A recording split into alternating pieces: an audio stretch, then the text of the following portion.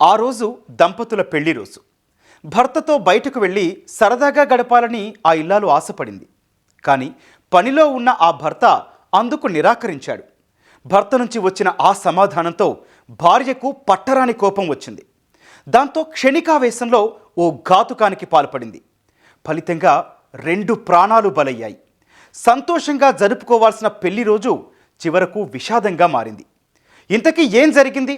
ఆ భార్య ఎలాంటి ఘాతుకానికి పాల్పడింది?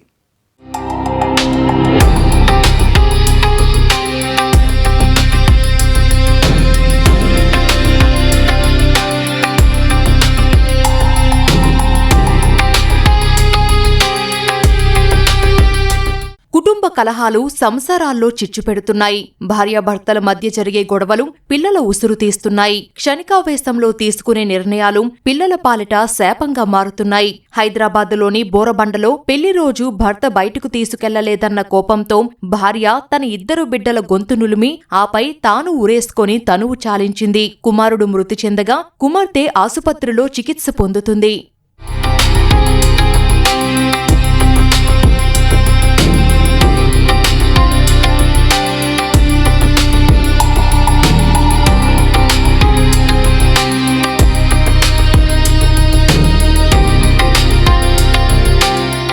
బోరబండలోని పెద్దమ్మనగర్లో నివసించే మంచిర్యాల జిల్లా మందమర్రికి చెందిన వేణు, సత్యవాణి దంపతులకు 2 సంతానం. 5 ఏళ్ల కుమారుడు తన్వేష్, 2 ఏళ్ల కుమార్తె తన్విక ఉన్నారు. అయితే నెల రోజుల క్రితం భార్యాభర్త మధ్య మనస్పర్ధలు వచ్చాయి. అప్పటి నుంచి ఇద్దరి మధ్య దూరం పెరుగుతూ వస్తుంది. ఈ నెల 13న వీరి పెళ్లి రోజు కాగా భార్య భర్తకు ఫోన్ చేసి బయటకు తీసుకువెళ్లాలని కోరింది. అయితే అదే సమయంలో వేణు ఆయన తండ్రిని డయాలసిస్ కోసం ఆసుపత్రికి తీసుకువెళ్లాడు. వంట చేసుకుని తిని నిద్రపోవాలని భార్యకు చెప్పాడు. భర్త మాటలను భార్య భరించలేకపోయింది.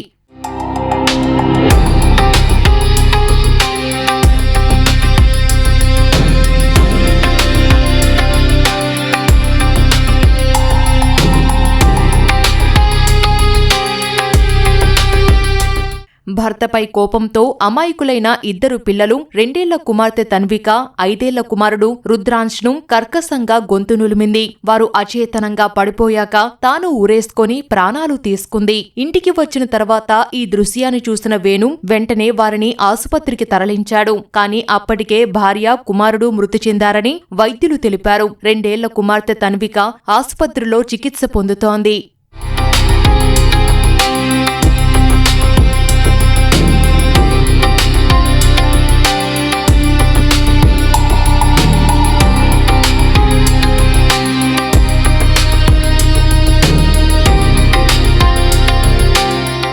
విషయం తెలిసిన సత్యవాణి కుటుంబ సభ్యులు ఆసుపత్రికి చేరుకున్నారు. సత్యవాణి రుద్రాంశ మృతికి భర్త వేణునే కారణమని ఆరోపించారు. పోలీసులు అతనిపై కఠిన చర్యలు తీసుకోవాలని డిమాండ్ చేశారు. పోస్టుమార్టం అనంతరం మృతదేహాలను బంధువులకు అప్పజెప్పారు.